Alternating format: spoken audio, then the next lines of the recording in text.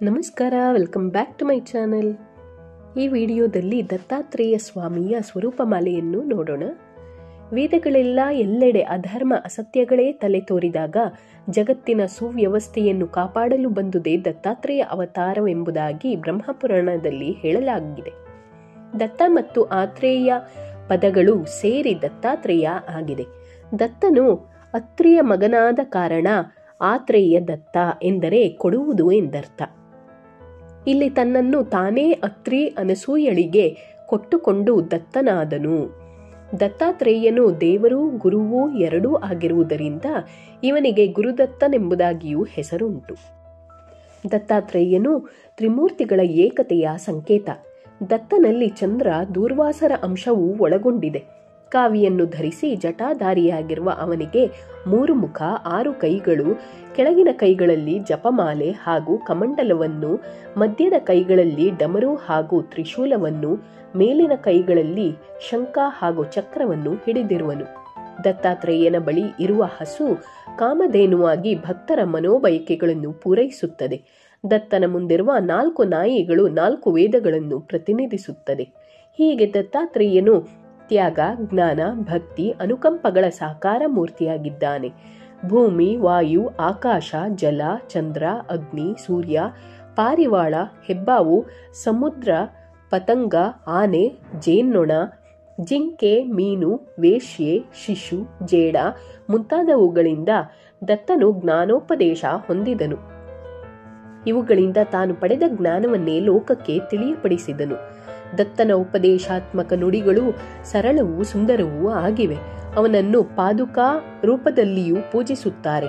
ದತ್ತಾತ್ರೇಯನ ಉಪದೇಶಗಳು ಭಗವದ್ಗೀತೆಯಂತೆ ಮಹತ್ವತೆಯಿಂದ ಕೂಡಿವೆ. ಪ್ರತಿಯೊಬ್ಬರೂ ತಮ್ಮ ಹೃದಯದಿಂದ ಅಜ್ಞಾನವನ್ನು ಹೊರಹಾಕಬೇಕು. ಸಹನೆ, ಸಮಾಧಾನ, ಶಾಂತತೆ, ಸದಾಚಾರಗಳನ್ನು ಬೆಳೆಸಿಕೊಂಡು ಸಮಾಜಕ್ಕೆ ಉಪಯುಕ್ತ ಜೀವಿಯಾಗಿ ಮಾತಿನಲ್ಲಿ ಮಾರ್ಧವತೆ ಇರಬೇಕು. ಯಾರ ಮನಸ್ಸನ್ನೂ ನೋಯಿಸಬಾರದು. ಸತ್ಪುರುಷರ ಸಹವಾಸ ಮಾಡಿ ಸನ್ಮಾರ್ಗದಲ್ಲಿ ನಡೆಯಬೇಕು. ಪ್ರಾಣಿ ಹಿಂಸೆ ಮಾಡಬಾರದು. ಇದು ದತ್ತಾತ್ರೇಯನ ಉಪದೇಶ ಸಾರ. ಕಲಿಯುಗದಲ್ಲಿ ದತ್ತಾತ್ರೇಯನು ಶ್ರೀಪಾದ, ಶ್ರೀವಲ್ಲಭ, ಶ್ರೀ ನೃಸಿಂಹ ಸರಸ್ವತಿಗಳಾದಗ್ಗಿ ಜನ್ಮ ತಳೆದು ಮಂದಮತಿಗಳ ಅಜ್ಞಾನವನ್ನು ಹೋಗಲಾಡಿಸಿ ಲೋಕೋದ್ಧಾರ ಮಾಡಿದ್ದಾನೆ ಎಂದು ಹೇಳಲಾಗಿದೆ. ದತ್ತಾತ್ರೇಯನು ಔದುಂಬರ ವೃಕ್ಷದ ರೂಪದಲ್ಲಿಯೂ ಪೂಜಿತನಾಗುತ್ತಾನೆ.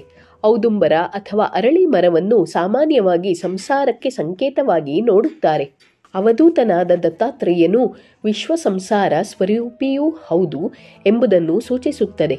ಎಲ್ಲವನ್ನೂ ಒಳಗೊಳ್ಳುವ ಆದರೆ ತಾನು ಯಾವುದೂ ಆಗದಿರುವ ವಿಶಿಷ್ಟ ಸಂಕೇತವನ್ನು ದತ್ತಾತ್ರೇಯನ ಸ್ವರೂಪದಲ್ಲಿ ನೋಡಬಹುದು. ಶುದ್ಧ ವೇದಾಂತವನ್ನು ಅವಧೂತ ಸ್ವರೂಪದಿಂದ ಬೋಧಿಸಲೆಂದೇ ದತ್ತಾತ್ರೇಯನು ಧರೆಗಿಳಿದ ಮಹಾಯೋಗಿ. ದತ್ತಾತ್ರೇಯನು ಯೋಗ ಮಾರ್ಗದ ಪ್ರವರ್ತಕನೂ ಆಗಿದ್ದಾನೆ. ದತ್ತಾತ್ರೇಯ ವಿರಚಿತ ಅವಧೂತ ಗೀತೆಯು ಅನುಭವ ಪ್ರಧಾನ ಅದ್ವೈತ ಗ್ರಂಥವಾಗಿದೆ. ದತ್ತಾತ್ರೇಯನು ಗುರುಚರಿತ್ರೆಯ ರೂಪದಲ್ಲಿಯೂ ಪೂಜಿತನಾಗುತ್ತಾನೆ.